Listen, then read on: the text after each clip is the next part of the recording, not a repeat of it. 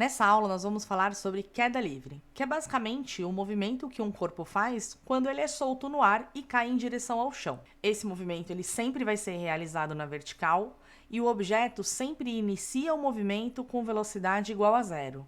Outra coisa importante é que a única força que atua sobre o objeto é a força gravitacional. Se tiver alguma outra força atuando, já não se trata mais de uma queda livre. Bom, imagina que eu tenho esse objeto aqui e eu estou segurando ele suspenso no ar.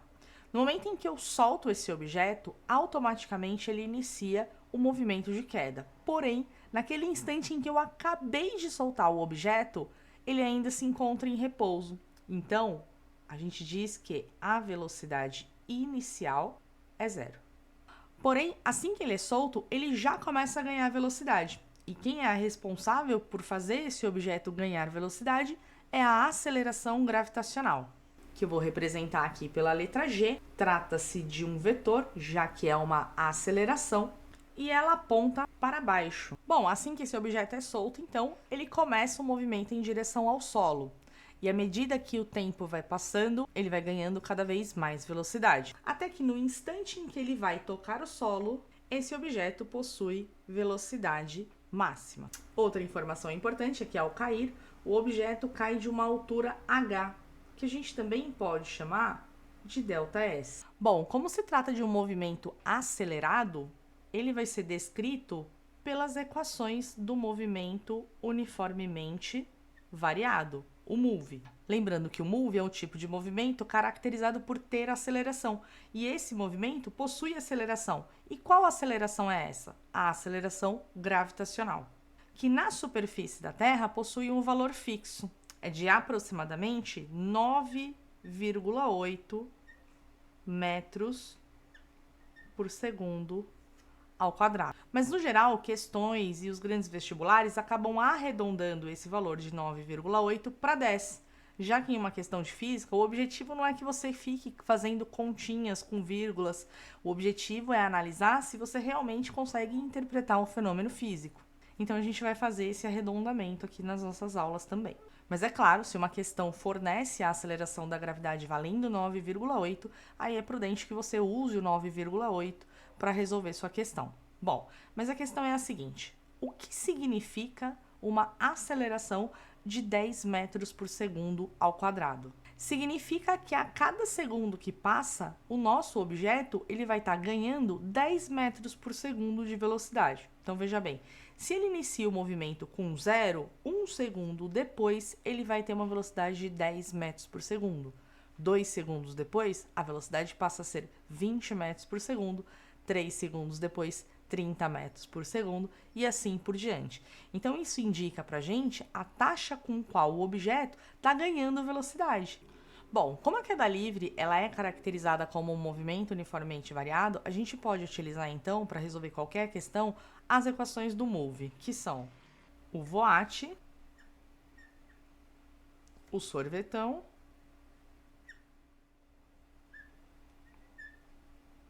e o Torricelli.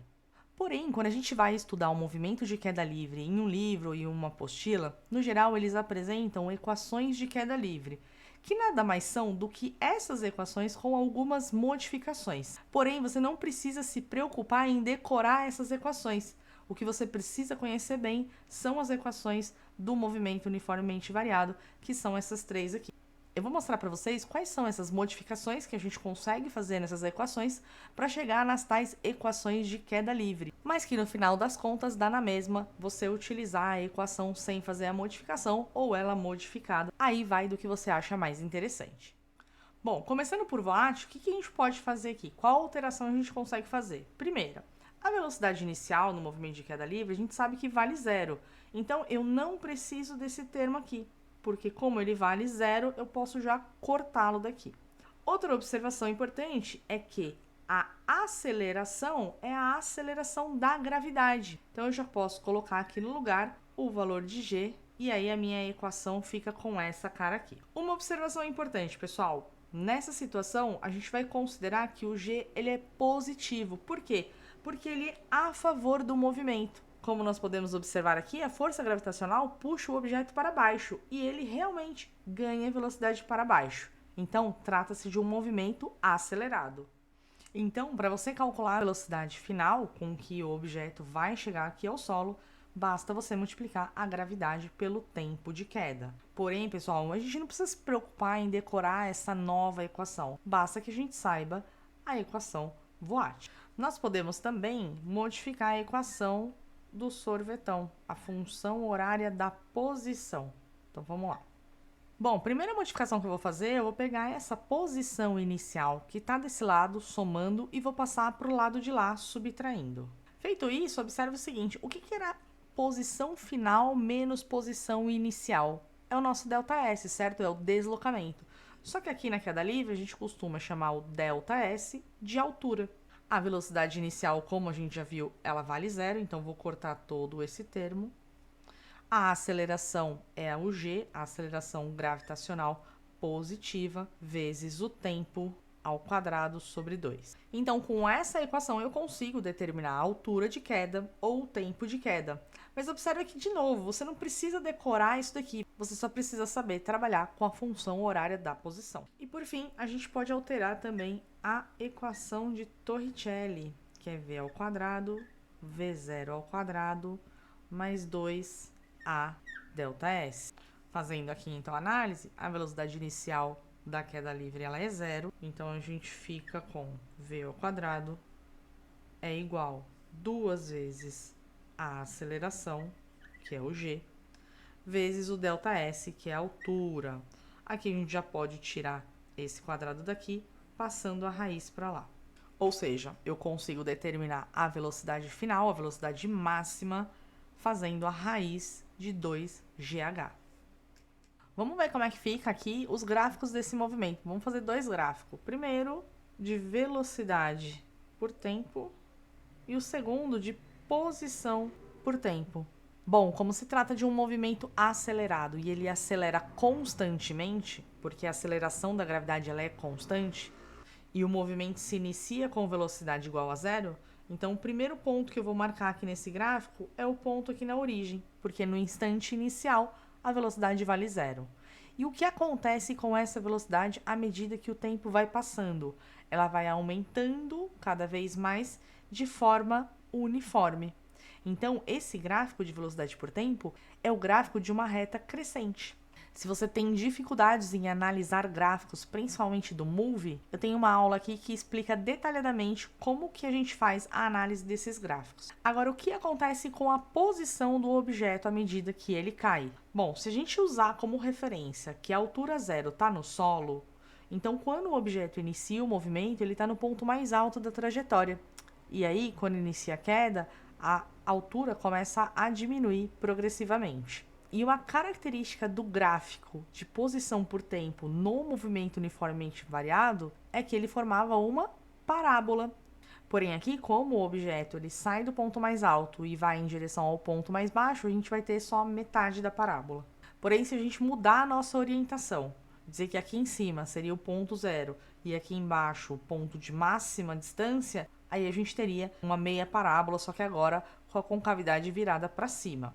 Bom, para encerrar essa aula, vamos fechar com esse exemplo aqui para a gente ver uma aplicação prática do que a gente acabou de aprender. Então vamos lá. Uma bola de basquete é abandonada de uma altura de 5 metros em relação ao chão. Se essa bola estivesse movendo em queda livre, qual será a velocidade da bola em quilômetros por hora imediatamente antes de tocar o chão? Bom, já fiz uma representação então aqui do movimento. A gente sabe que a velocidade inicial do movimento ela vale zero e eu quero saber qual que vai ser a velocidade imediatamente antes dele tocar ao solo, ou seja, a velocidade máxima. Acabei esquecendo de colocar, mas o enunciado pede pra gente considerar que a aceleração da gravidade é igual a 10 metros por segundo ao quadrado. Bom, para fazer a solução dessa questão, a gente pode analisar as três equações do movimento uniformemente variado. Vou colocar elas aqui. E agora, basicamente, o que a gente vai fazer é escolher qual é a melhor opção. Bom, primeiro, ele quer que a gente determine a velocidade final. Então, eu já vou eliminar aqui o sorvetão, porque ele não tem a velocidade final. Agora restaram essas duas. O que a gente pode perceber também é que o enunciado não traz nenhuma informação sobre o tempo de queda. E como o voat precisa do tempo, então eu também já vou eliminar o voat. Agora eu fiquei somente com Torricelli. Bom, como que vai ficar isso daqui então? Primeiro, a velocidade inicial a gente já tinha visto que é 0, então vou tirar. A velocidade final, então, ela vai ser igual a 2 vezes a aceleração, que a gente sabe que vale 10, vezes o ΔS, que é a altura com que o objeto caiu. Multiplicando isso, nós temos, então, 2 vezes 10, 20, 20 vezes 5, isso vai dar 100. Como aqui a velocidade está ao quadrado, eu preciso, então, tirar a raiz, e a raiz de 100 é 10 metros por segundo. Só precisa tomar cuidado, porque ele pediu a resposta em quilômetros por hora, e a gente determinou em metros por segundo. Então, aqui eu faço essa conversão, multiplicando esse valor por 3,6, que é o fator que converte metros por segundo, quilômetros por hora e vice-versa. E aí a gente obtém, então, a velocidade de 36 quilômetros por hora. Ou seja, o objeto sai do repouso, ele é solto no ar, ele cai por 5 metros e durante essa queda ele acelera e chega ao chão com 36 quilômetros por hora. E se você ficou com dúvida por que eu usei 3,6 para fazer a conversão da unidade de medida, eu vou deixar aqui na descrição um link que vai explicar o motivo pelo qual a gente usa 3,6 para converter metros por segundo em quilômetros por hora. Além disso, na descrição está uma lista de exercício sobre o tema dessa aula, sobre queda livre.